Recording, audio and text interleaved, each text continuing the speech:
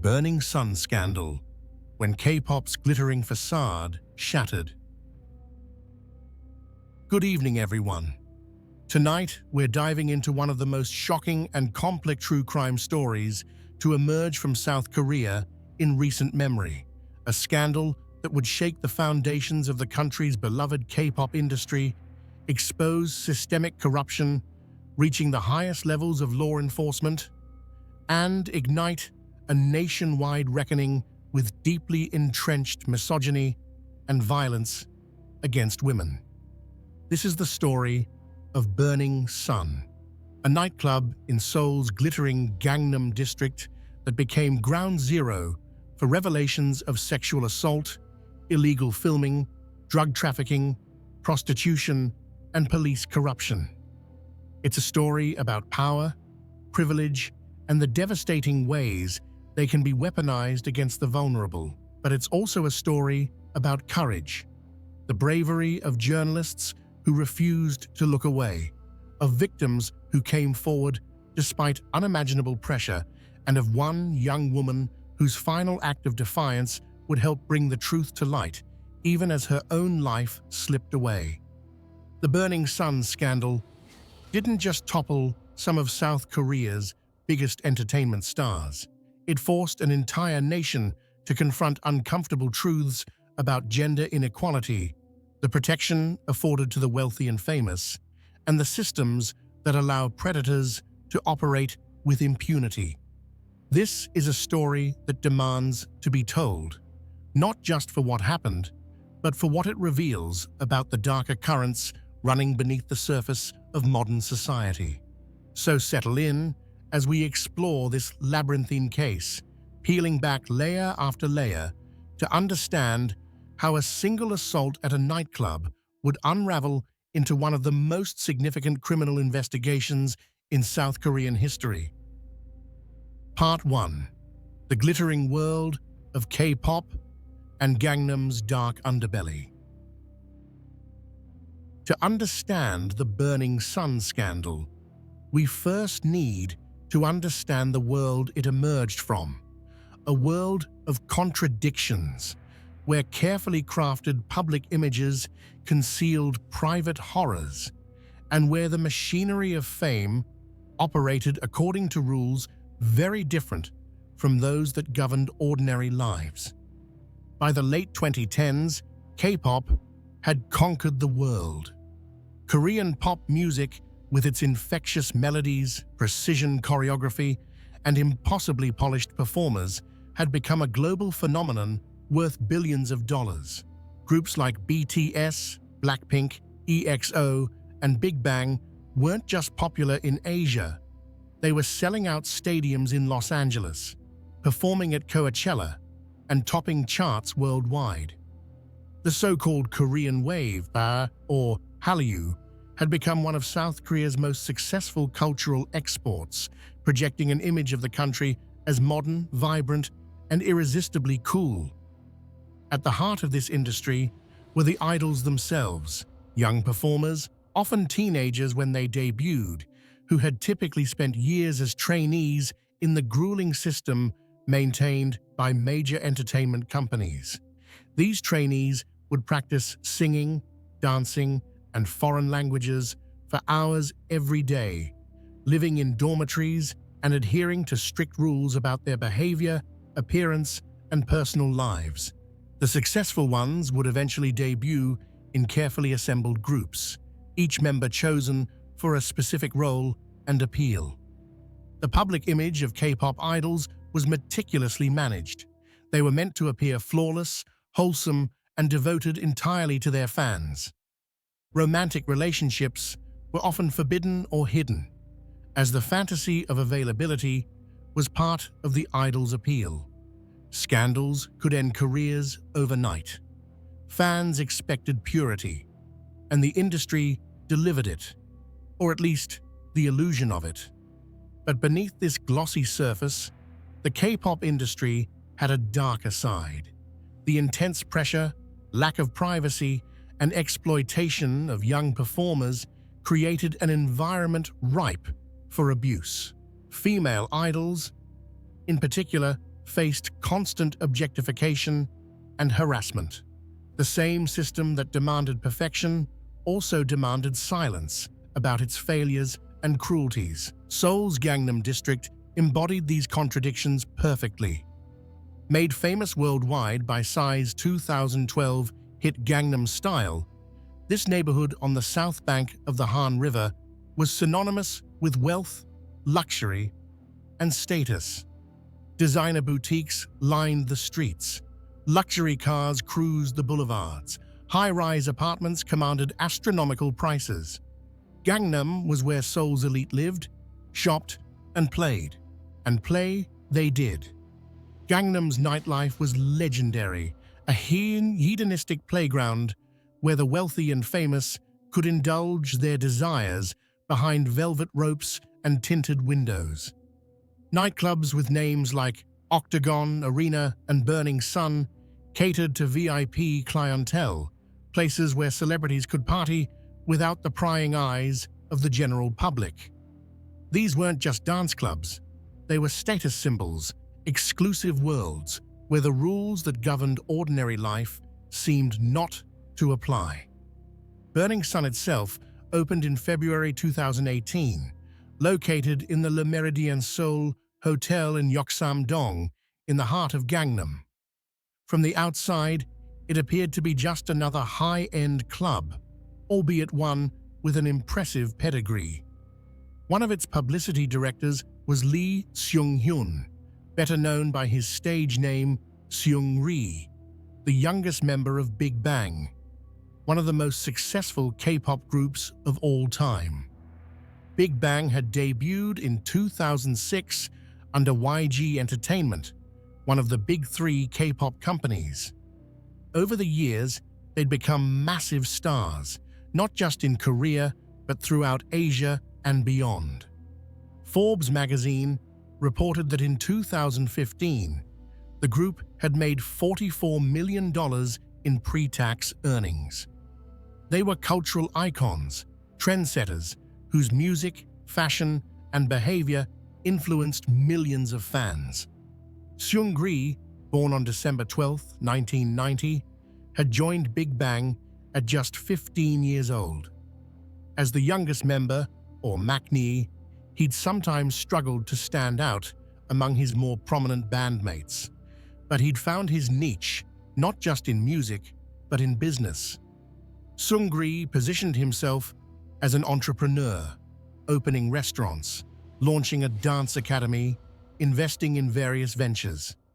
He was multilingual, charismatic, and networked extensively. The media dubbed him Korea's Great Gatsby, a reference that would prove eerily prescient, like F. Scott Fitzgerald's J. Gatsby. Seungri's glittering parties and business success masked illicit activities carried out in the pursuit of wealth and status. In the summer of 2018, Seungri released his first solo Korean-language studio album and embarked on his first solo tour, aptly titled The Great Seungri. He was filling the void left by his BigBang bandmates, who were completing their mandatory military service. Everything seemed to be going Seungri's way. He was successful, famous, wealthy, and positioned to become even more influential. But Seungri's world, and the world of Burning Sun, was built on foundations far more sinister than anyone outside could have imagined. Behind the pulsing music and bottle service, behind the VIP rooms and celebrity clientele, a culture of violence and exploitation flourished. Women were drugged and assaulted. Illegal videos were filmed and shared. Police officers looked the other way, their silence purchased with bribes and favors. It was a system that depended on the silence and complicity of many, the vulnerability of victims who had no voice, and the confidence of perpetrators who believed themselves untouchable. That confidence would prove to be their downfall. Because in November 2018, on a Saturday night at Burning Sun, an incident occurred that would set in motion a series of events exposing everything. a man named Kim Sang-kyo would file a complaint about what happened that night, a complaint that would ultimately trigger one of the most significant criminal investigations in South Korean entertainment history. His name was Kim Sang-kyo, and his decision to speak out would change everything, though his story, like so much about this case, would prove far more complicated than it first appeared. Part 2. The night that started it all.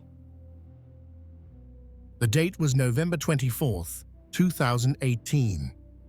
It was a Saturday night, and Kim Sang-kyo, a 28-year-old man, had come to Burning Sun with friends to celebrate a birthday. By his account, they'd reserved a table and were drinking champagne when around 7 in the morning, as the long night was winding down, he witnessed something that disturbed him. According to Kim's later testimony, he saw a woman at a nearby table who appeared to be in distress. A man was grabbing at her, trying to pull her back to the table. The woman broke free and hid behind Kim, grabbing onto his shoulder. Kim claimed he intervened, holding the man's arms back and asking security for help. Instead of assistance, Kim said, the man punched him. What happened next would become the subject of intense dispute and investigation. According to Kim's account, he was dragged outside the club by multiple staff members, including managers and security guards. Once outside, in an area without CCTV coverage, he was beaten severely. He managed to call the police at around 7:02 in the morning, but rather than stopping the assault, the beating continued. When police arrived at the scene, what happened next shocked Kim and would eventually shock the nation. Rather than arresting the Burning Sun employees who'd assaulted him, the police arrested Kim himself. He was taken to the Gangnam police station, where he claimed officers continued to abuse him. He was held for nearly 8 hours before being released to seek medical treatment. At the hospital, doctors documented extensive injuries. Kim had 4 fractured ribs, a condition called rhabdomyolysis, where muscle tissue breaks down and can cause kidney damage, paralysis in his right finger, and severe bruising throughout his body. These weren't minor injuries from a scuffle. They were the result of a sustained, brutal beating. But Kim's ordeal was far from over. In the days and weeks that followed, rather than investigating his assault, authorities seemed intent on building a case against him. Burning Sun staff claimed Kim had been the aggressor, that he'd been causing trouble in the club and sexually harassing women. The police, rather than treating Kim as a victim, treated him as a suspect. Frustrated and injured, Kim did something that would prove crucial. He went public. In late January 2019, he filed a petition with the Blue House, South Korea's presidential office, detailing what had happened to him. The petition described his assault in vivid detail, including his claims that police had colluded with Burning Sun staff to cover up the incident and falsify evidence. The petition quickly gained traction. Within days, over 200,000 people had signed it, demanding an investigation. Media outlets picked up the story. CCTV footage from outside Burning Sun began to circulate, showing Kim being beaten by multiple men while on the ground. Additional footage from inside the police station showed officers handling Kim roughly, contradicting their claims that they'd treated him appropriately. The public was outraged. Here was clear evidence of excessive force by both private security and police officers, yet the victim was the one facing charges. Questions arose. Why had police arrested the victim rather than his attackers? Why had they tried to suppress the CCTV footage? What were they trying to hide? Kim's case struck a nerve because it exemplified something many Koreans suspected but couldn't prove: that the wealthy and well-connected could literally get away with assault, with police serving as their protectors rather than enforcers of justice. Burning Sun was owned and operated by people with connections. Surely, many thought, those connections explained why Kim had been treated not as a victim, but as a problem to be dealt with. President Moon Jae-in himself weighed in, ordering a thorough investigation, not just into the Burning Sun assault, but into potential police corruption. The Seoul Metropolitan Police Agency announced they would examine the conduct of officers who'd responded to Kim's call and handled his detention. But as investigators began looking into Burning Sun, they discovered something unexpected. Kim's assault, serious as it was, turned out to be just the surface. Beneath it lay a world of criminality that went far beyond one nightclub beating. Investigators started hearing whispers about drugs, about women being assaulted, about illegal videos, about payments to police to look the other way.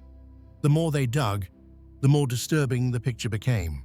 It's important to note that Kim Sang-kyo's story would become more complex as events unfolded. While his initial complaint proved instrumental in launching the investigation that would expose the Burning Sun scandal, Kim himself would later face serious legal challenges. In the years following that November night, he was charged with more than 15 offenses stemming from events at Burning Sun. In November 2022, nearly 4 years after that fateful night, a court found Kim guilty of sexually harassing a woman at Burning Sun on the same evening he was assaulted, as well as obstruction of business and defamation. The court cited CCTV evidence and victim testimony in reaching its verdict. Kim received a suspended sentence of 1 year in prison with 2 years of probation, along with mandatory completion of a 40-hour sexual assault treatment program and 80 hours of community service. Kim maintained throughout his legal battles that many of the charges against him were attempts to discredit him as a whistleblower, and that authorities had aggressively pursued him in retaliation for exposing corruption. He was acquitted of 2 other sexual harassment charges due to insufficient evidence.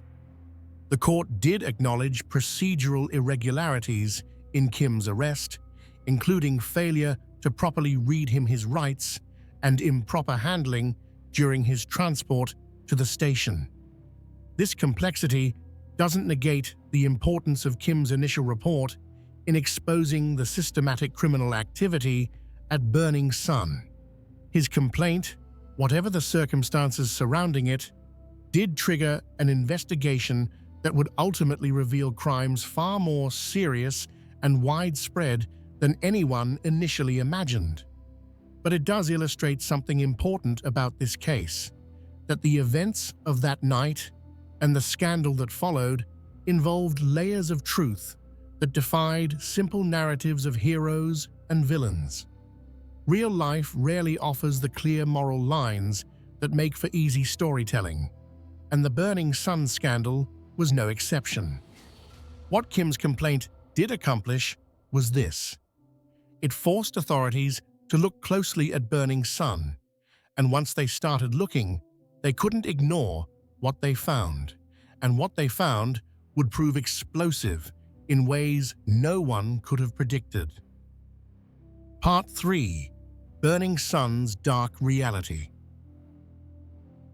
As investigators began examining Burning Sun in response to Kim Sang-kyo's complaint and the public outcry it generated, a picture emerged of a club where criminal activity wasn't an aberration but standard operating procedure.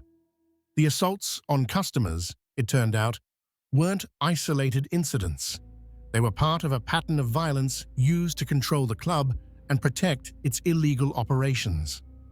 Multiple women came forward with similar stories. They'd gone to Burning Sun for a night out and found their drinks tasting strange.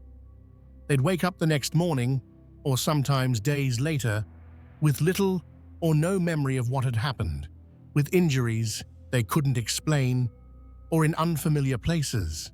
When they tried to report these incidents to police, they were dismissed, told they'd simply had too much to drink, that they needed to be more responsible. The stories followed disturbing patterns. Women reported feeling suddenly disoriented or losing consciousness after just 1 or 2 drinks. Security footage, when it existed, often showed women being carried or dragged out of the club by staff or male customers while clearly incapacitated. Club employees seemed not just indifferent to women in distress, but actively facilitating their removal from the premises. Investigators began testing for drugs commonly used to facilitate sexual assault. They found evidence of GHB gamma hydroxybutyrate, known colloquially as a date rape drug, and other substances designed to incapacitate victims. These drugs were being administered to club guests, particularly women, without their knowledge or consent. Once drugged, these women became vulnerable to assault, and the club's systems seemed designed to enable rather than prevent such assaults. The club's management structure also raised red flags. While Seungri was the most famous figure associated with Burning Sun, serving as a publicity director and business partner, the day-to-day operations involved a network of managers, promoters, and security personnel. Some of these individuals had connections to organized crime. One security staff member had ties to gangs, and there were allegations that the club employed violence not just against troublesome customers, but as a means of enforcing loyalty and silence among staff. Lee Moon-ho, one of Burning Sun's CEOs, became a focal point of the drug investigation. Authorities found evidence that Lee had not only used drugs himself, including ecstasy and ketamine, but had supplied them to club customers. This wasn't recreational use happening incidentally at a nightclub. This was systematic distribution, with drugs being provided to specific customers, often wealthy businessmen being entertained by club management. The club's financial records revealed other irregularities. There were allegations of money laundering, tax evasion on a massive scale, and violation of food sanitation laws. An investigation would later reveal that Arena, another club with similar ownership, had evaded approximately 16 billion won in taxes, around $14 million, between 2014 and 2017. But perhaps most disturbing were the allegations about prostitution. Investigators heard consistent reports that Burning Sun and other clubs in the same network weren't just venues where prostitution might happen incidentally. They were places where prostitution was actively arranged by management for VIP customers and potential investors. Women were recruited, sometimes under false pretenses, and provided to wealthy men as part of business entertainment packages. These weren't independent sex workers making their own choices about clients and compensation. These were women being directed, managed, and provided by club staff to men who'd been promised such services as part of their VIP experience. Some of the women involved may not have even realized they were being positioned as prostitutes until they found themselves in situations they couldn't easily escape. The scale of the operation was stunning. This wasn't a few corrupt employees taking advantage of their positions. This was systematic criminality woven into the club's business model. Burning Sun made money not just from bottle service and cover charges, but from facilitating illegal activities for customers willing to pay premium prices for experiences that existed outside legal boundaries. And none was more prominent than Seungri, whose name and image had been used to market Burning Sun to the young and wealthy. As a publicity director and business partner in the club, Seungri had benefited financially from Burning Sun's operations, but his involvement went deeper than many initially realized. As investigators dug into Seungri's business dealings and communications, they discovered something that would prove even more explosive than the revelations about Burning Sun itself. They found evidence of secret group chats on KakaoTalk, South Korea's most popular messaging app. And in these chats, Seungri and other prominent figures in the K-pop world had been discussing activities that would horrify the nation: prostitution arrangements, illegal hidden camera footage, and sexual assault. The scandal was about to get much, much worse. Part 4. The chat rooms, messages that exposed everything. The discovery of the KakaoTalk chat rooms represented a turning point in the Burning Sun scandal, transforming what had begun as an investigation into one nightclub into an expose of widespread criminal activity among some of South Korea's most famous and beloved celebrities. These messages, extracted from the personal phone of singer Jung Joon-young, would reveal crimes that had been going on for years, involving multiple famous figures and victimizing countless women.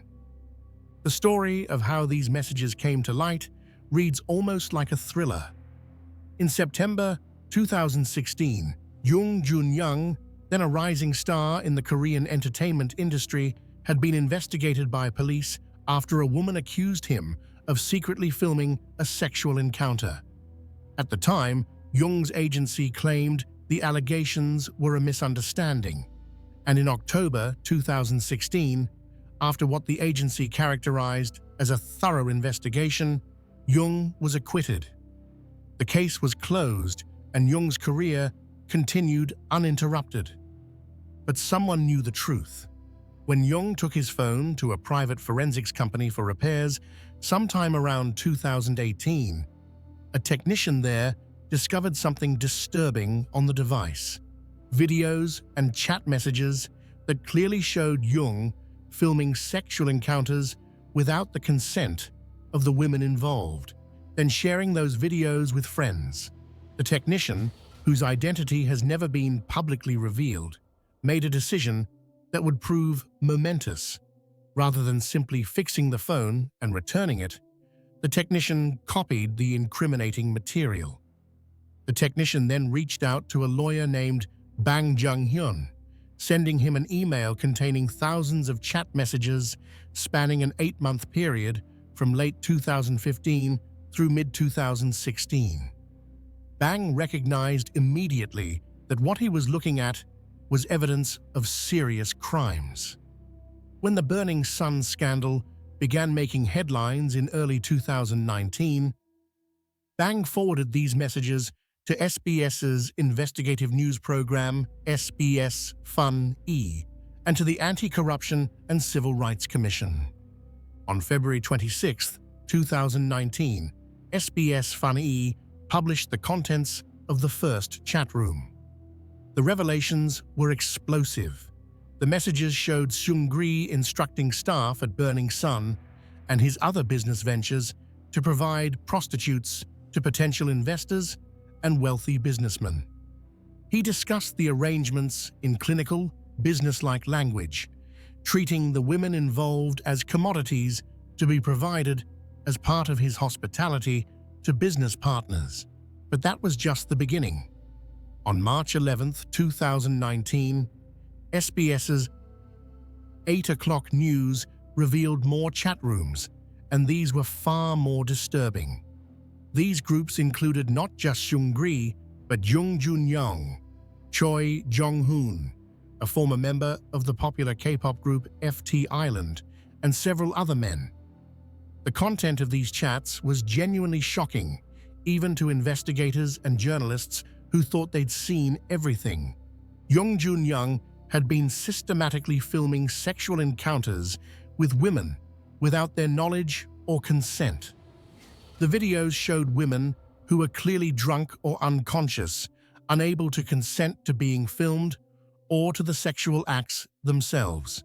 Jung would then share these videos in the group chats, sometimes within minutes of filming them. The other members would respond with messages cheering him on, requesting more videos, or sharing their own illegal footage.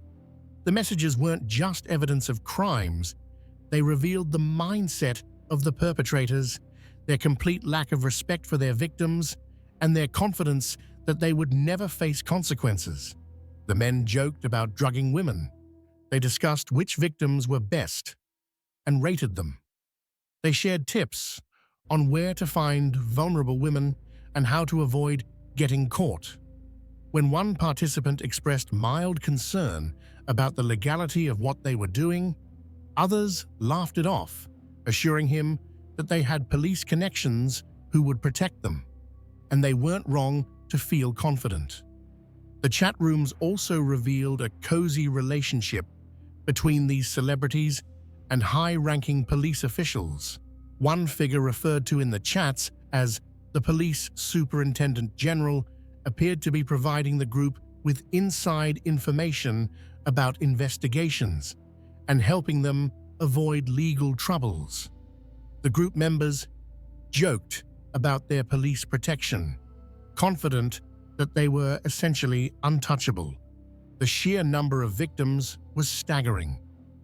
According to court documents that would later be released, Jung Joon-young alone had filmed and distributed content from at least 11 different women between November 2015 and June 2016, and that only covered the period for which investigators had direct evidence.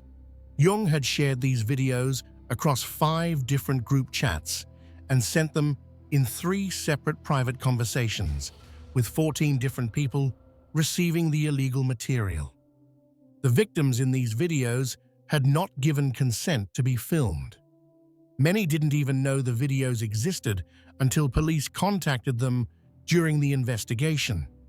Some of the women had been in relationships with Jung and thought they were having private, consensual, intimate moments. Others had been too drunk or drugged to know what was happening. When authorities reached out to these women as part of the investigation, many were devastated.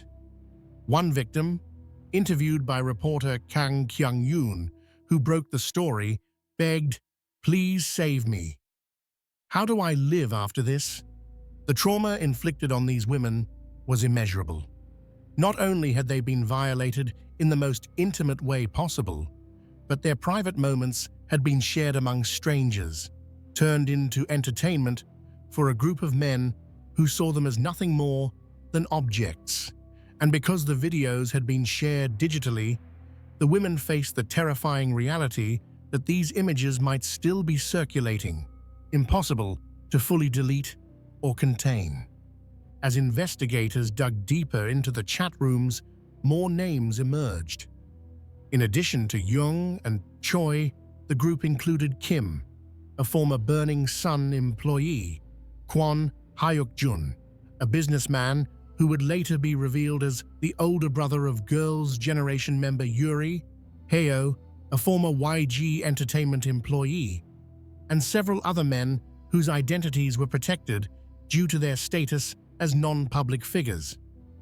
One particularly disturbing aspect of the chat rooms was the participants' discussions of gang rape. Messages suggested that multiple men had participated in assaulting unconscious or severely intoxicated women, with the attacks sometimes being filmed and shared. These weren't spontaneous crimes of opportunity, but coordinated assaults, with participants discussing logistics, sharing locations, and celebrating their crimes afterward. What made these revelations particularly shocking to the Korean public was the contrast between the public personas of these men and their private behavior. Jung Joon-young had been a beloved television personality, appearing on popular variety shows where he portrayed himself as charming and fun-loving. Choi Jong-hoon had been a member of FT Island, one of Korea's most popular rock bands, whose music often dealt with themes of love and respect. Seungri was a member of BigBang, whose fans numbered in the millions worldwide. These men had stood on stages, accepted awards, and spoken about being role models. Their fame had been built on the devotion of fans, many of them young women, who'd supported their careers for years, buying albums, attending concerts, and defending them against critics. Those fans now had to reckon with the fact that their idols had been living double lives, projecting wholesomeness while privately engaging in the most degrading treatment of women imaginable. The technical integrity of the chat messages was carefully verified. When lawyer Bang Jung-hoon appeared on SBS's 8 o'clock news on March 11th to discuss how he'd obtained the messages, he explained that the files had been protected with tamper-proof verification, a hashcode system that would show if any alterations had been made. This meant the messages could stand as legitimate evidence in court, despite claims by some of the accused that the chats had been manipulated or taken out of context. As more chat room contents were revealed, the scandal expanded beyond just the core group. Other celebrities found themselves under scrutiny for their connections to the participants. Journalists began investigating whether other prominent figures in the entertainment industry might have been involved or had knowledge of these activities. The entire K-pop industry came under suspicion, with questions raised about how many more celebrities might be engaging in similar behavior, protected by their fame and industry connections. The chat room revelations transformed public perception of the scandal. What had started as a story about one nightclub's bad practices had become a window into a culture of misogyny, violence, and sexual exploitation at the highest levels of the entertainment industry. These weren't just random criminals. These were men who'd been role models, whose faces appeared on billboards and television screens, whose music played on the radio and in shopping malls across the nation. The discovery of these messages would lead to criminal charges, convictions, and prison sentences.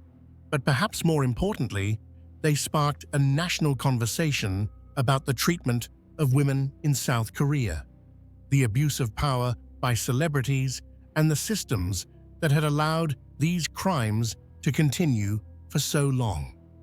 The pretty facade of K-pop had been ripped away, revealing the ugliness that had been hidden behind it. Part 5. Goo Hara, the brave woman who helped expose the truth. Among the many tragic elements of the Burning Sun scandal, few are more heartbreaking than the story of Goo Hara. A former member of the popular girl group Kara, Hara would play a crucial role in exposing police corruption at the heart of the scandal. But the courage she showed would come at a devastating personal cost. Goo Hara was born on January 3, 1991. She debuted with Kara in 2008, and the group quickly became one of the most successful K-pop acts of the early 2010s. They were particularly popular in Japan, where they achieved mainstream success rare for Korean acts at the time. Hara was known for her bright personality, her dancing ability, and her dedication to her craft. But behind the scenes, Hara faced challenges that her public image didn't reflect. The pressure of idol life took its toll. The constant scrutiny, the impossible beauty standards, the grueling schedules, and the lack of privacy wore on her. Like many idols, she struggled with depression and anxiety, conditions that were often dismissed or stigmatized in an industry that demanded performers maintain cheerful, flawless public personas regardless of their internal suffering. In 2018, Hara's personal life became painfully public when her relationship with a hairdresser named Choi Jong-hoon turned abusive. The couple had begun dating after meeting on the set of a beauty television program called My Mad Beauty Diary. Initially, the relationship seemed happy. but it deteriorated into violence and manipulation.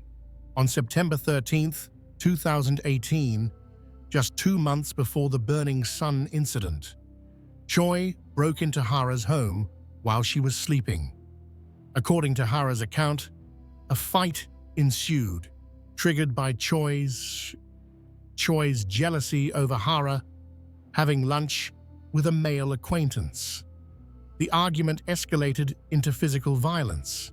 Choi assaulted Hara, causing injuries including damage severe enough that she experienced uterine hemorrhaging. But the physical assault wasn't the worst of it. During the fight, Choi threatened Hara with something that would cause her even more terror than the violence itself. He told her that he had secretly filmed them having sex, and he would release the video to destroy her career if she didn't comply with his demands. This threat, the weaponization of intimate footage, would hang over Hara for the rest of her life. Both Hara and Choi filed assault complaints against each other. When the case went to court, the details that emerged painted a picture of a deeply abusive relationship. Choi had been controlling, jealous, and violent.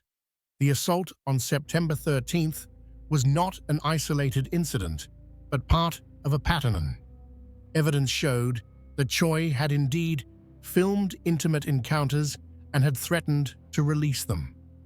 In August 2019, a court found Choi guilty of assault, making threats, property damage, and coercion.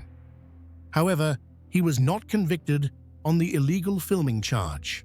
The court ruled that there wasn't sufficient evidence to prove the recording itself was illegal, though it acknowledged he'd used the threat of releasing the video as blackmail. Choi received a suspended sentence, 1.5 years in prison, suspended for 3 years. This meant he wouldn't serve jail time unless he committed another crime during the probation period. The sentence sparked outrage.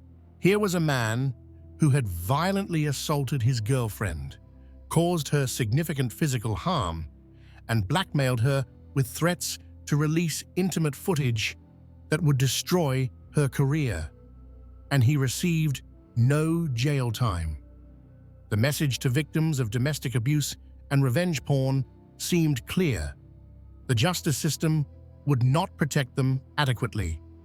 For Hara, the sentence felt like a betrayal. She'd been brave enough to come forward, to testify about her abuse in public, to allow the details of her victimization to become part of the public record. And in return, her abuser walked free. Worse, she faced intense public scrutiny and judgment. While some supported her, others blamed her for the relationship's problems, suggesting she'd somehow provoked Choi's violence or questioning why she dated him in the first place. The cruel logic of victim blaming was applied mercilessly. Choi had physically assaulted Hara, damaged her property, and terrorized her with threats to release intimate videos, yet he received only a suspended sentence. The message seemed clear. Even when the justice system acknowledged a man's abusive behavior, it wouldn't impose serious consequences. The stress of the case, combined with the intense public judgment, took a terrible toll on Hara's mental health. In May 2019, she attempted suicide. Fortunately, she survived, and her friend and fellow Kara member Jung Joon-young found her in time. Hara was hospitalized and later released, but the incident revealed the depth of her suffering. Around this same time, the Burning Sun scandal was unfolding. As we've already discussed, Hara reached out to reporter Kang Kyung-yoon to offer help with the investigation. Despite dealing with her own traumatic situation, the lawsuit, the suicide attempt, the continuing public scrutiny, Hara wanted to help other victims of illegal filming and sexual exploitation. Hara's role in identifying Yoon Kyu-gun as the corrupt police official protecting the Burning Sun criminals was crucial. She used her connection to Choi Jong-hoon, whom she'd known since their trainee days, to convince him to tell the truth. She recorded the conversation where Choi revealed Yoon's identity and provided it to investigators. Without Hara's intervention, this key piece of the puzzle might never have been solved. When Hara spoke to Kang about why she wanted to help, she explicitly identified with the victims of Jung Joon-young and the others. "I am also a victim of revenge porn," she told Kang. Hara understood what it felt like to have your intimate moments weaponized against you, to be threatened and violated, and then blamed for your own victimization. She wanted to prevent others from suffering as she had suffered. Hara's bravery during this period was remarkable. She was simultaneously fighting her own battle against an abuser, dealing with the psychological aftermath of a suicide attempt, and helping to expose one of the biggest criminal scandals in South Korean entertainment history. All of this while facing public judgment, online harassment from fans who didn't want to believe the accusations against their favorite celebrities, and the knowledge that her ex-boyfriend might at any time release intimate footage of her. After the Burning Sun scandal broke fully into public view, Hara continued her activities, including traveling to Japan for work commitments. She posted on social media, sharing updates with fans. In photos and videos from this period, she appears to be trying to maintain normalcy, to continue her career despite everything happening in her personal life. But beneath the surface, Hara was struggling terribly. On November 24, 2019, exactly 1 year and 1 day after the incident that started the Burning Sun investigation, Hara was found dead in her home in the Cheongdam neighborhood of Seoul. She was 28 years old. Police investigated and ruled the death a suicide. There were no signs of foul play. In her final Instagram post, published just 2 days before her death, Hara had written simply, "Goodbye" in Korean.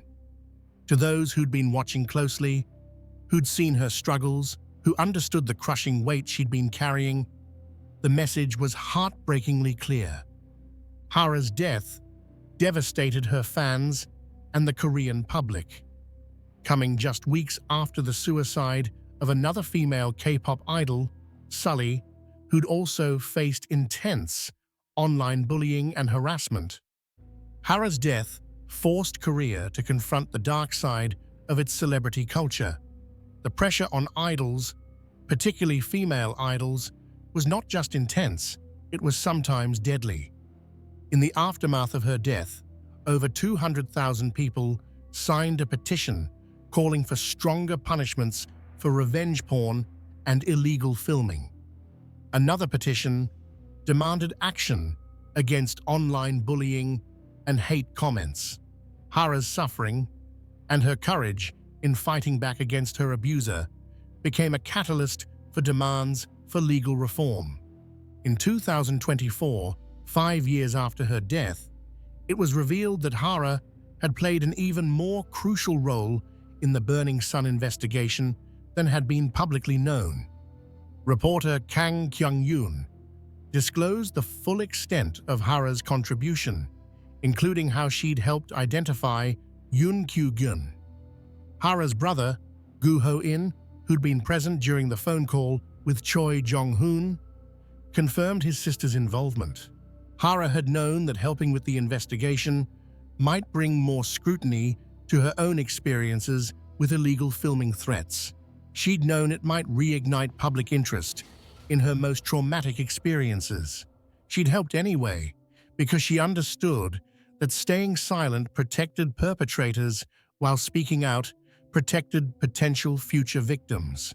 Her final act of courage was trying to save others from the fate she'd experienced. The tragedy of Gu Hara's story lies not just in her death, but in the fact that the system failed her at every turn. When she reported her abuser, he received a sentence that felt like a slap on the wrist. When she faced public judgment, authorities did little to protect her from harassment and hate comments. When she tried to help expose corruption and sexual crimes, she had to carry that burden largely alone, without the support and protection she deserved. Hara's death remains one of the most painful chapters in the Burning Sun saga. She was a victim of the same culture that enabled the crimes at Burning Sun. A culture where women's pain was minimized, where abusers faced few real consequences, where speaking out often brought more suffering than silence. But she was also a hero, someone who refused to let her own victimization prevent her from helping others, who used her platform and her knowledge to fight for justice even when it cost her so much personally. In death, Hara became a symbol of what needed to change in Korea.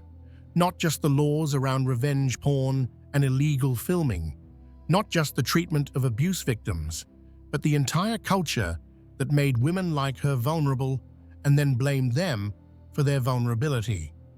Her memory became a rallying cry for reform, a reminder that behind every statistic about gender-based violence was a real person who'd suffered and deserved better. Part 6. Unraveling the Criminal Network. As the scope of the Burning Sun scandal became clear throughout early 2019, law enforcement agencies launched one of the most complex criminal investigations in South Korean history. What had begun as an inquiry into one nightclub assault had expanded into a multi-pronged investigation involving sexual assault, illegal filming, drug trafficking, prostitution, embezzlement, tax evasion, and police corruption.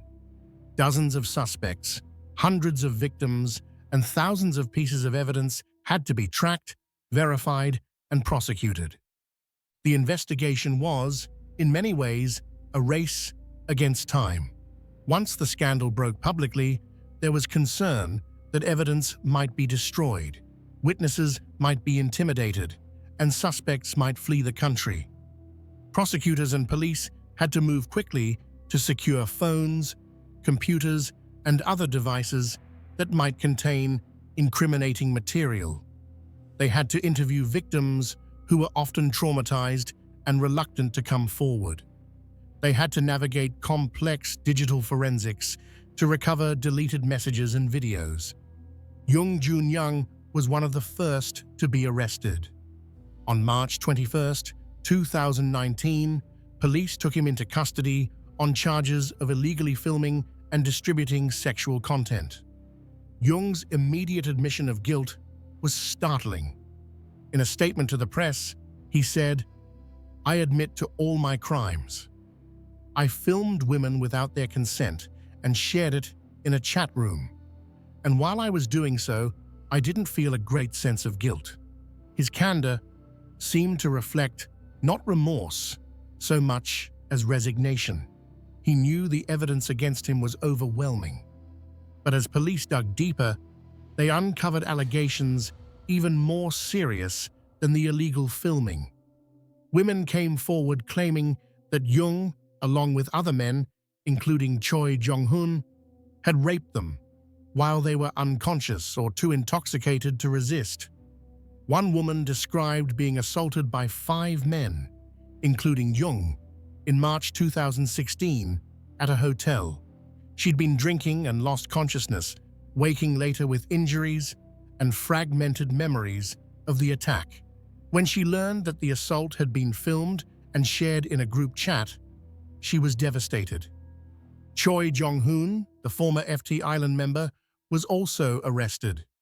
Initially, Choi denied all charges, claiming he hadn't assaulted anyone, but evidence from the chat rooms showed him discussing assaults, and testimony from victims contradicted his denials. Choi had also been involved in a separate scandal, bribing a police officer to cover up a drunk driving incident. That investigation, too, became part of the broader case. Seungri's case proved more complex. While the chat room messages clearly showed him arranging prostitution services for business associates and potential investors, Seungri maintained that he'd been unaware of the illegal nature of these arrangements. He claimed his business partners had handled the details without his knowledge or approval, and that messages showing his involvement had been taken out of context or misunderstood. But prosecutors built a strong case. They had messages where Seungri explicitly discussed providing women to investors. They had testimony from employees who'd arranged these services at his direction. They had financial records showing payments related to prostitution services. Seungri was charged with multiple counts of prostitution mediation, essentially pimping, along with embezzlement, illegal gambling, and violation of the Food Sanitation Act. In March 2019, Seungri announced his retirement from the entertainment industry. "The public's anger toward me is very serious, because," he said in a statement, "I've decided to retire from the entertainment industry." He maintained his innocence on most charges, but acknowledged that his association with the scandal had become untenable. 2 months later, he enlisted in the military, a move that some saw as an attempt to avoid further scrutiny or to have his case handled by military rather than civilian courts. Lee Moon-ho, Burning Sun's CEO, was arrested on drug charges. Investigators found evidence that Lee had regularly used ecstasy and ketamine and had supplied drugs to club customers. Another club official, a promoter known as MD Cho, received even more serious charges related to drug smuggling and large-scale distribution. Police drug sweeps at Burning Sun and related venues netted hundreds of arrests for possession and distribution of various controlled substances. The police corruption investigation proved particularly difficult. Identifying and prosecuting corrupt officers required navigating an institution that was understandably defensive about accusations of widespread corruption. The blue wall of silence, the tendency of police to protect their own, made witnesses reluctant to testify and evidence difficult to obtain. Yoon Kyu-gun, the senior police official identified through Gu Hara's intervention, became the highest-profile target. Yoon was arrested in March 2019 on charges of bribery and using his position to suppress investigations and provide inside information to club owners and operators. The charges alleged that Yoon had accepted bribes in exchange for warning club operators about planned raids, providing information about ongoing investigations, and using his influence to minimize the consequences when club operators were caught breaking laws. President Moon Jae-in personally weighed in on the scandal, calling for thorough investigations of both the entertainment industry figures and the police officers who'd enabled them. The Burning Sun incident is not just about one club, Moon said. It's about the culture of corruption and the abuse of power. He ordered police reforms, including better oversight of nightlife venues and stricter protocols for handling sexual assault cases, but the police corruption investigation faced obstacles. Many of the lower-ranking officers who'd responded to the initial Burning Sun call or who'd had regular contact with club officials received only administrative punishments, reprimands, suspensions, or transfers. The most serious charges were dropped or resulted in acquittals. In several high-profile cases, judges ruled that while the officers' conduct had been inappropriate, prosecutors hadn't proven criminal intent or that money had actually changed hands. This frustrated many who felt the scandal had revealed systemic corruption that went unpunished. The two officers most directly involved in Kim Sang-kyo's arrest and detention were cleared of assault charges, with the court ruling that while their procedures had been flawed, there wasn't sufficient evidence to prove they'd intentionally harmed Kim. The message seemed to be that institutional failures and bad judgment weren't criminal offenses, even when they enabled serious crimes by others. Meanwhile, victims of the crimes faced their own challenges. Many women who'd been filmed without consent or sexually assaulted struggled with whether to cooperate with investigators. Coming forward meant having their victimization become part of the public record. It meant facing questions about their behavior, their clothing, their alcohol consumption, or the victim blaming that typically accompanies sexual assault cases. It meant potentially facing the perpetrators in court, reliving trauma, and having intimate details of their assaults discussed by strangers. Reporter Kang Kyung-yoon, who'd broken many of the key stories, became an advocate for these victims. She worked to protect their identities while ensuring their stories were told. She faced death threats and harassment for her reporting, threats serious enough that she required police protection at times. Other journalists investigating the scandal faced similar intimidation, highlighting how dangerous it could be to challenge powerful men and institutions. Some victims chose to settle their cases privately rather than go through criminal trials. Under Korean law, certain offenses can be settled through financial compensation and agreements not to pursue charges if the victim agrees. This created controversy. Some felt it allowed wealthy perpetrators to literally buy their way out of consequences. But for victims, the decision to settle often came from exhaustion, trauma, and the knowledge that even successful prosecutions might not bring satisfying justice. The investigation also revealed the scale of the Molka problem in South Korea. The Burning Sun case wasn't isolated. It was part of a much larger epidemic of illegal filming and distribution of intimate content. Police were overwhelmed with complaints about hidden cameras in changing rooms, public restrooms, hotels, and other spaces. Websites openly hosted and profited from illegal content. The technology to film secretly had become cheap and ubiquitous, while the legal and social responses had lagged far behind. By mid-2019, prosecutors had indicted dozens of people in connection with the Burning Sun scandal and related cases. The entertainment industry reeled as more names emerged. Several other celebrities found themselves under investigation for their connections to the chat rooms or similar behavior. Talent agencies scrambled to distance themselves from the scandal, while fans grappled with the reality that their idols had committed serious crimes. The trials themselves would take years.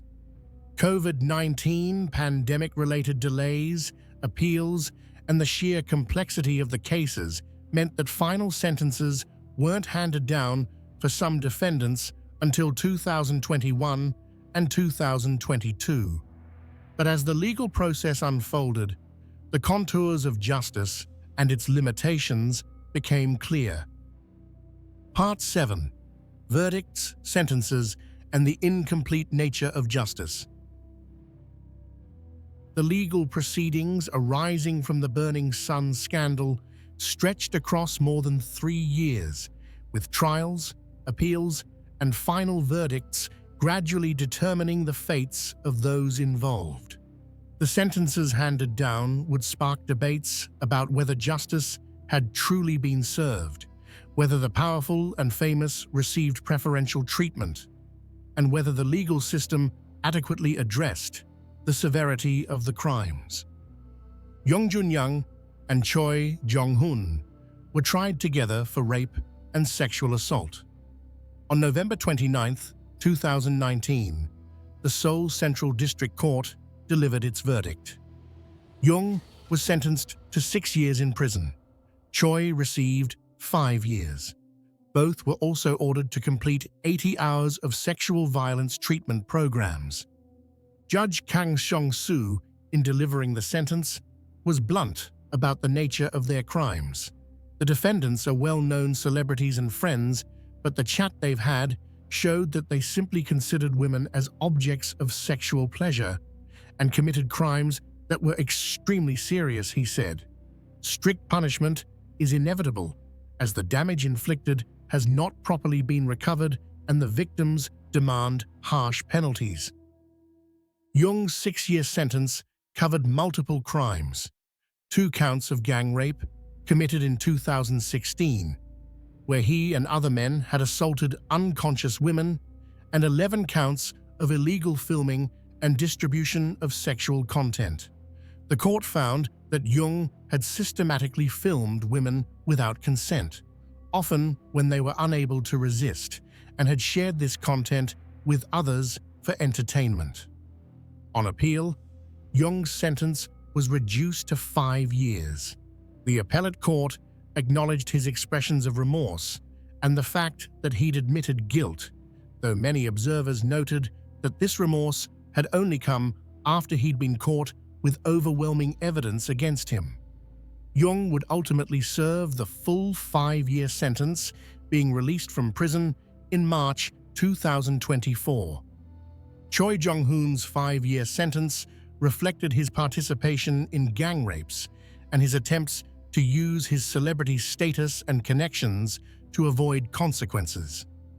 Evidence showed that after one assault, Choi had contacted police officials, asking them to suppress the investigation. This attempt to manipulate the justice system was considered an aggravating factor. Unlike Jung, Choi had initially denied all charges before eventually pleading guilty during the trial process. Seungri's case took a different path because he'd enlisted in the military before being formally charged.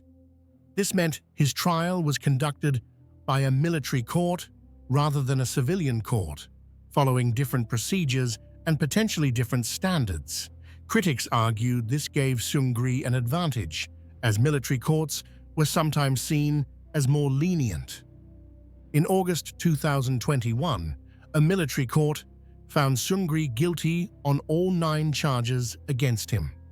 These included prostitution mediation, procuring prostitution services for himself, embezzlement of approximately 528 million won, around $455,000, habitual gambling in Las Vegas involving approximately 2.2 billion won, around $2.2 billion million, violation of the Foreign Exchange Transaction Act, violation of the Food Sanitation Act, sharing illegally filmed content, and ordering subordinates to threaten people.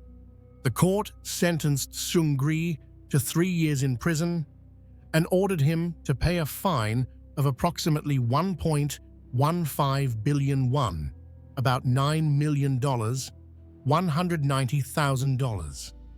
While this was a substantial sentence, prosecutors had asked for 5 years, and many felt 3 years was insufficient given the range and severity of his crimes. But Seungri's legal journey didn't end there.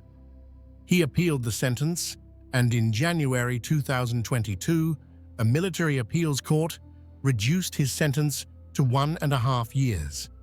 The reduction came after Seungri admitted to all charges and expressed remorse, a marked change from his earlier denials.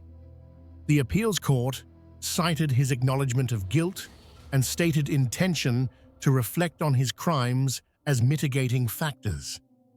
In May 2022, South Korea's Supreme Court upheld the 1.5-year sentence, making it final.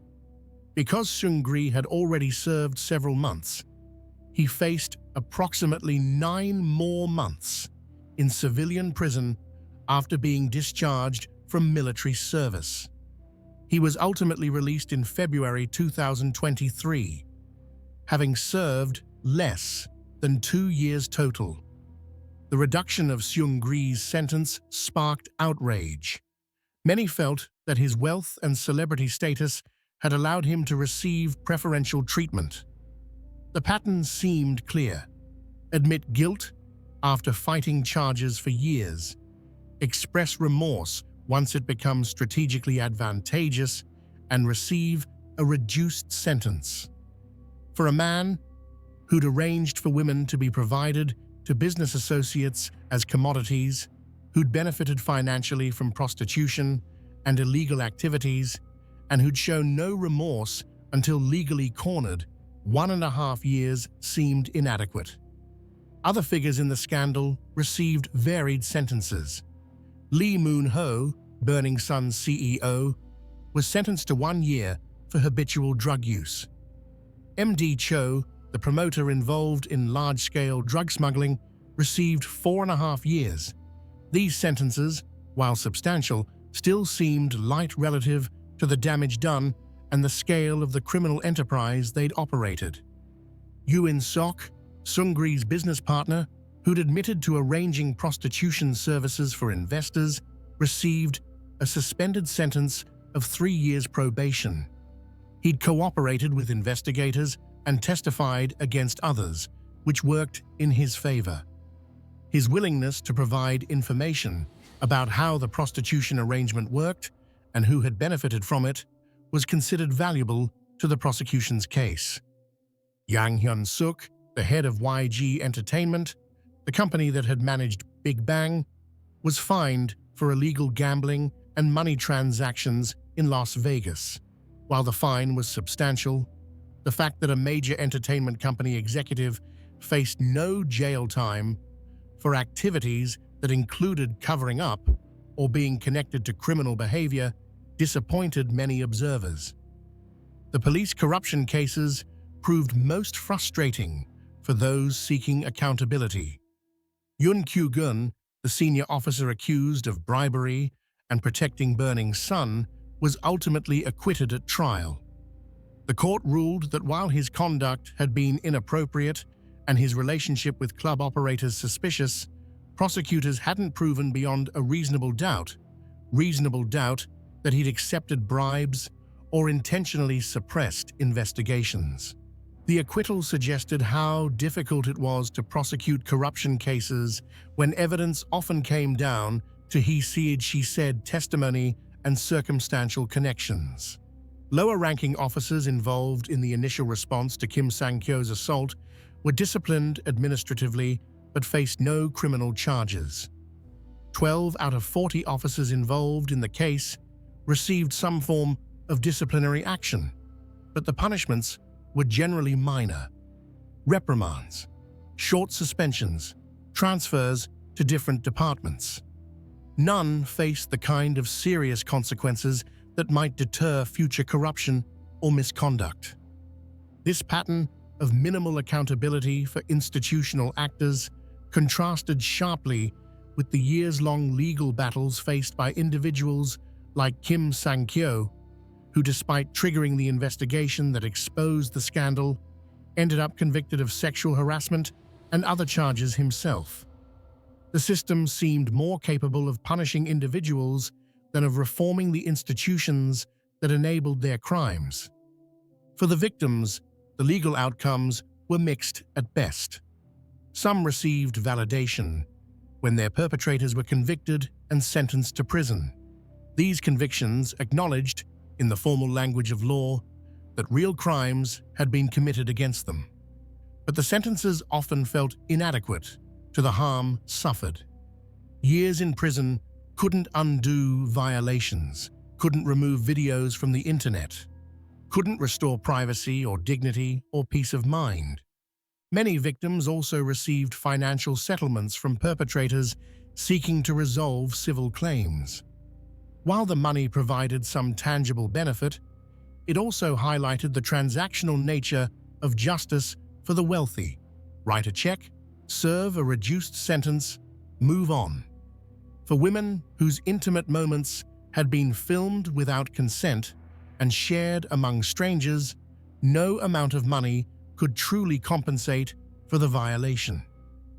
The scandal's legal resolution also highlighted problems with how South Korea handled sexual crimes. Convictions for rape and sexual assault often resulted in surprisingly light sentences compared to many other developed nations.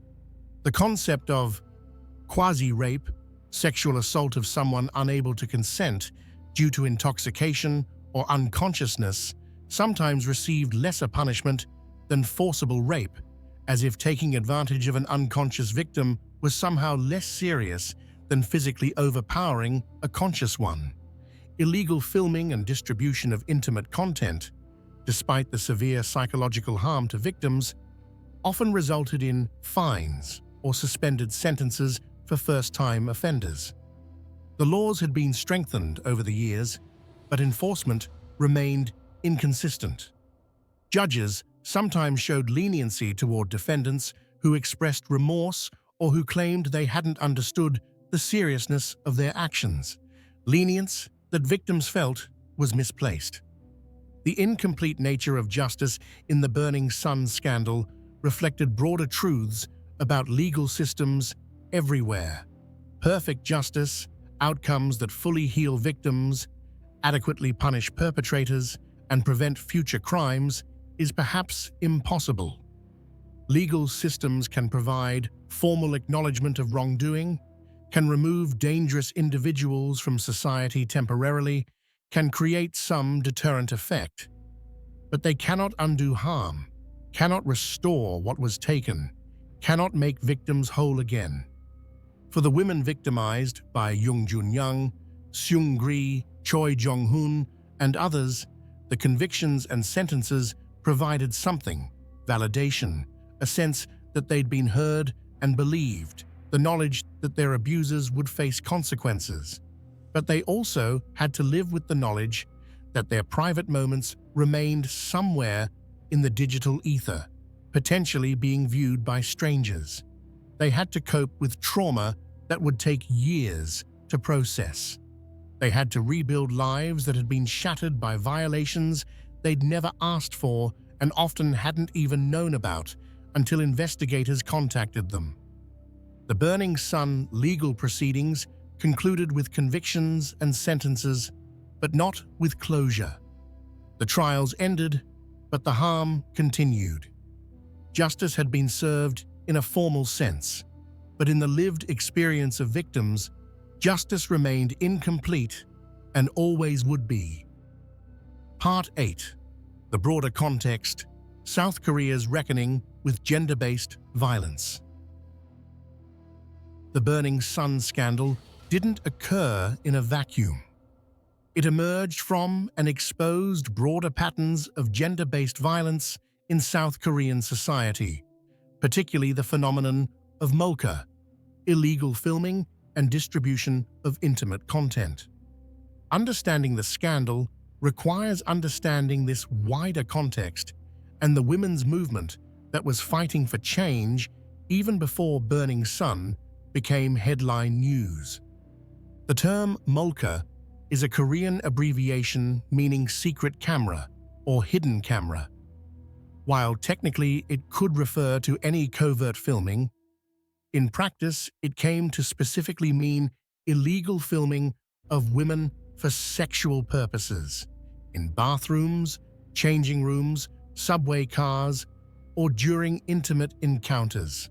The content would then be shared online, often for profit, creating a market for violations of women's privacy and dignity. By the late 2010s, molka had become epidemic in South Korea. Hidden cameras were found in public bathrooms, hotel rooms, changing facilities, and even women's homes, installed by stalkers or former partners. The technology had become incredibly sophisticated and miniaturized. Cameras could be hidden in pens, clocks, air fresheners, power outlets. Nearly any object in a room might conceal surveillance equipment. The websites hosting this content operated openly with minimal legal consequences. Men would share footage they'd taken and discuss techniques for filming without detection. Some operated as sophisticated businesses, charging subscription fees for access to large libraries of illegally obtained content. The women in these videos often had no idea they'd been filmed, much less that their most private moments were being bought and sold online. Women responded by becoming hypervigilant. They learned to check bathrooms for suspicious objects, to cover or avoid certain types of fixtures that commonly concealed cameras, to be constantly on guard in spaces that should have felt safe. This hypervigilance itself was a form of harm, the psychological burden of knowing you might be filmed at any moment, that your body might become content for strangers' consumption without your knowledge or consent. In 2018, women in South Korea began organizing mass protests, specifically targeting mocha crimes and the inadequate legal and social responses to them. The protests grew to be some of the largest demonstrations in South Korean history, with tens of thousands of women taking to the streets of Seoul and other cities. The protests held in May and June 2018 were particularly significant. Women gathered in Seoul's Daehangno area, holding signs reading, "My life is not your porn," and demanding stricter punishments for perpetrators, better enforcement of existing laws, and social recognition of mocha as a serious crime rather than merely embarrassing or unfortunate incidents. The protesters highlighted stark disparities in how the justice system treated perpetrators versus victims. Men caught filming illegally often received fines or suspended sentences, particularly for first offenses. Meanwhile, the women who'd been filmed faced lifelong consequences: anxiety, trauma, the fear that videos of them might surface at any time, damage to relationships and careers if their victimization became known. The protests also drew attention to the common practice of blaming victims for mocha crimes. When women were secretly filmed, they often faced questions about why they'd been in certain spaces, why they hadn't been more careful, whether they'd somehow invited the attention. This victim blaming deflected responsibility from perpetrators to victims, making women responsible for preventing men's crimes against them. The connection between the mocha epidemic and the Burning Sun scandal was direct and profound. Jung Joon-young's crimes weren't different in kind from the mocha cases that had sparked the protests. They were different only in that he was famous, wealthy, and had felt so secure in his impunity that he'd shared his videos with friends rather than selling them anonymously online. The sense of entitlement, the objectification of women, the confidence that consequences would never come.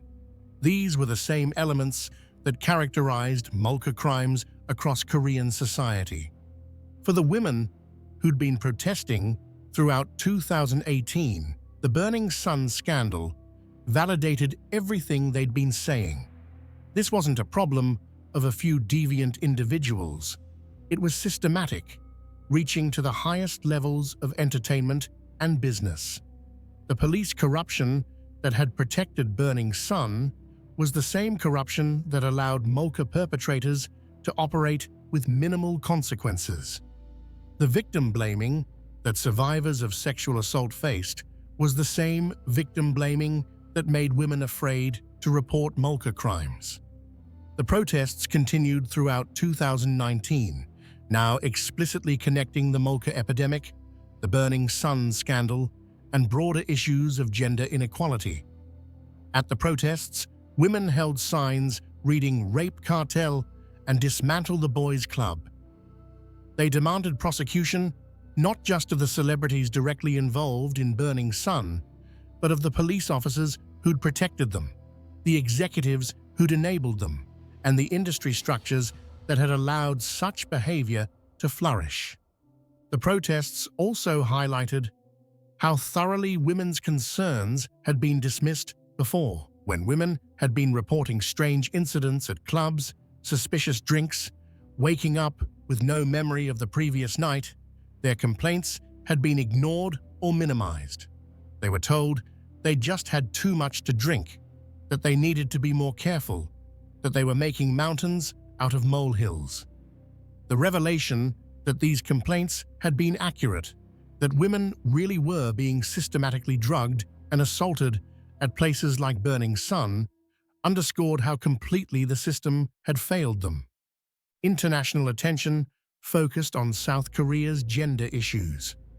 Reports noted that the country ranked near the bottom among developed nations for gender equality, with significant pay gaps, limited representation of women in leadership positions, and deeply entrenched cultural attitudes that viewed women as subordinate to men. The combination of the Mocha protests and the Burning Sun scandal put South Korea's treatment of women on the global stage, creating pressure for change from both domestic and international sources. But progress remained halting. Even as some reforms were implemented, new cases emerged. The Nth Room scandal, which broke in 2020, revealed another massive operation involving sexual exploitation and distribution of illegal content through Telegram chat rooms. It demonstrated that despite the awareness raised by Burning Sun, the fundamental problems remained. The women who'd led the protests understood that real change would require more than punishing individual perpetrators. It would require dismantling the cultural attitudes, power structures, and institutional failures that enable gender-based violence to flourish. The Burning Sun scandal was a symptom of much deeper issues, and addressing it properly meant confronting those issues directly. The movement for change included not just protests, but legislative efforts. Activists pushed for stronger penalties for illegal filming, for mandatory education programs about consent and respect, for better training of police and prosecutors handling sexual assault cases, for resources to help victims remove illegal content from the internet. Some reforms were enacted, though advocates argued they didn't go far enough. The Burning Sun scandal, despite its horrors, provided an opportunity. It forced conversations that had been avoided. It made visible patterns of abuse that had been normalized or hidden. It created political will for reforms that had previously faced resistance. The question was whether that opportunity would lead to meaningful change, or whether, once the scandal faded from headlines, old patterns would reassert themselves. For the women who'd been fighting against gender-based violence long before Burning Sun became news, the scandal was both vindicating and exhausting. Vindicating because it proved they'd been right about the scope and severity of the problem.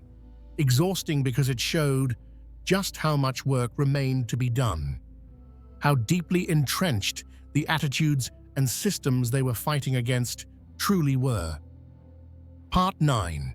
Lessons and Legacy. Years have passed since the Burning Sun scandal first broke, and the immediate crisis has faded from daily headlines. The convicted have served or are serving their sentences. The club itself has long since closed. The entertainment careers of those involved have ended, though some have attempted comebacks to varying degrees of success and public acceptance. But the lessons of Burning Sun remain relevant, both for South Korea and for societies everywhere grappling with similar issues. First, the scandal demonstrates how easily systems meant to protect the vulnerable can be corrupted to instead protect the powerful. The police officers who should have investigated crimes instead suppressed them. The entertainment industry that should have safeguarded its artists instead created conditions where abuse flourished. The cultural norms that should have promoted dignity and respect instead enabled violence and exploitation. At every level, institutions failed the women who were victimized, choosing instead to protect men with money, fame, and connections. Second, the scandal reveals the particular vulnerability women face in societies marked by deep gender inequality. The crimes committed at Burning Sun and documented in the chat rooms weren't random acts by disturbed individuals. They were systematic exploitation enabled by cultural attitudes that viewed women as objects existing for male pleasure.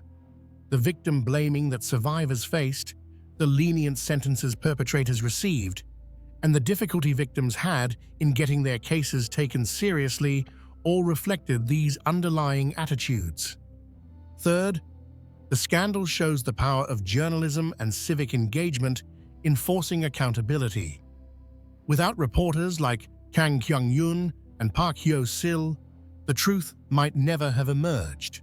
Without Kim Sang-kyo's refusal to stay silent, despite the personal cost, the investigation might never have begun. Without the mass protests by women demanding change, authorities might have continued ignoring the Molka epidemic and related crimes. Change came not from institutions working properly, but from people outside those institutions, forcing them to act. Fourth, the scandal demonstrates that fame and success don't correlate with character.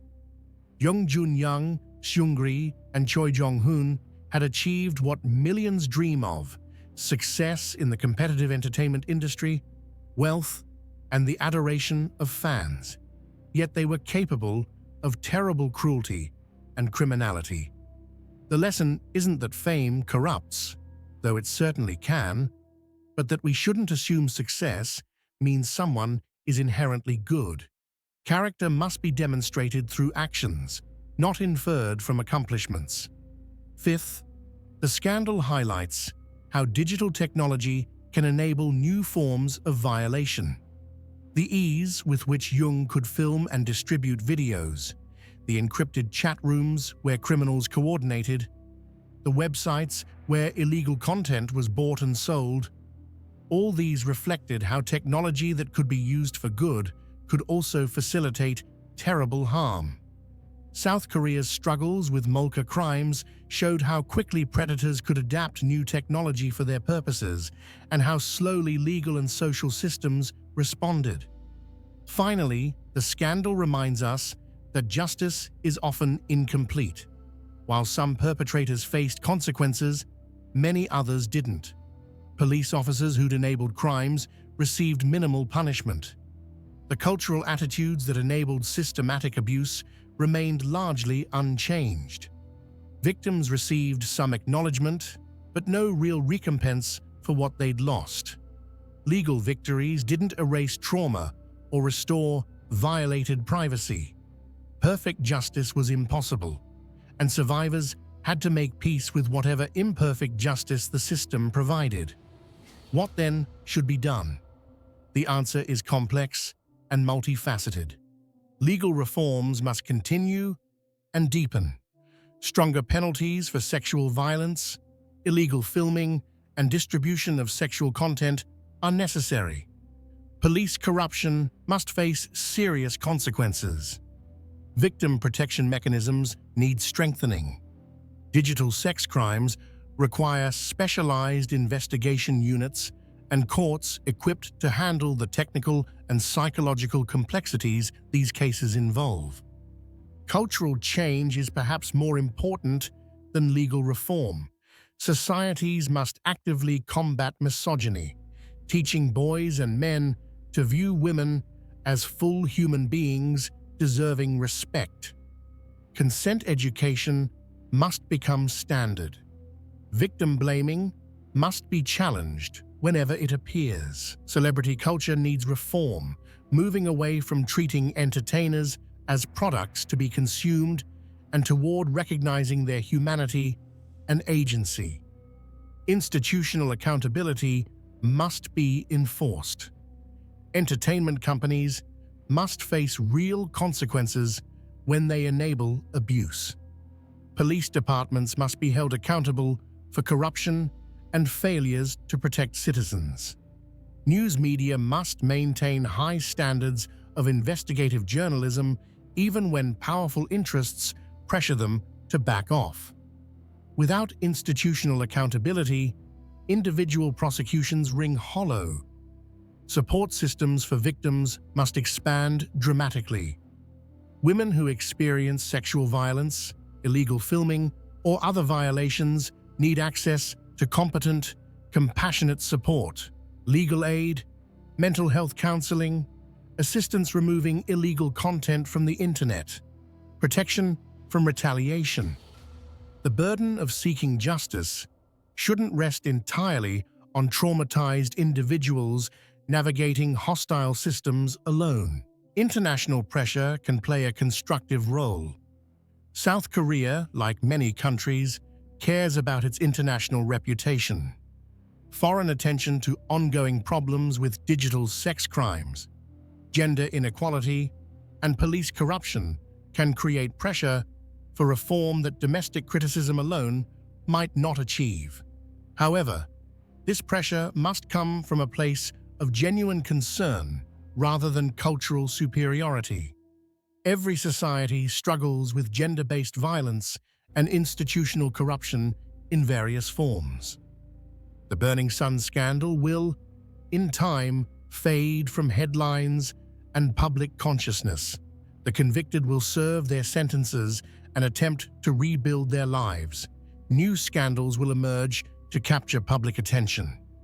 But the lessons of Burning Sun about power, privilege, gender, and justice remain relevant.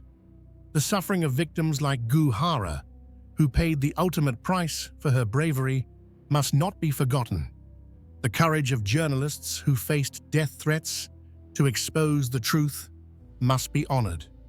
The determination of women who protested under the banner, "My life is not your porn," must inspire continued activism and reform. Change is possible, but not inevitable. It requires sustained effort from many people over long periods. It requires individuals willing to speak up when they witness wrongdoing. It requires journalists willing to investigate powerful people. It requires prosecutors and judges committed to equal justice under law.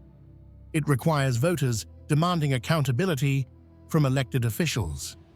It requires parents raising children who understand respect and consent. It requires all of us choosing to be part of the solution rather than complicit in the problem. The story of Burning Sun is ultimately about choices. The choices made by predators to hurt others, the choices made by systems to protect the powerful rather than the vulnerable, but also the choices made by brave individuals to resist, to speak truth, to fight for justice. In telling this story, we honor those who made the hard choice to stand up, and we challenge ourselves to do the same when we encounter injustice in our own lives and communities. Thank you for staying with me through this difficult but important story. If you found this examination of the Burning Sun scandal informative, please consider subscribing to the channel. More importantly, if you or someone you know has experienced sexual violence or illegal filming, please reach out to appropriate support services in your area. You are not alone, and what happened to you was not your fault. Remember, silence protects perpetrators, while speaking out protects potential future victims. The bravest thing any of us can do is refuse to stay silent in the face of injustice. Until next time, take care of yourselves and each other.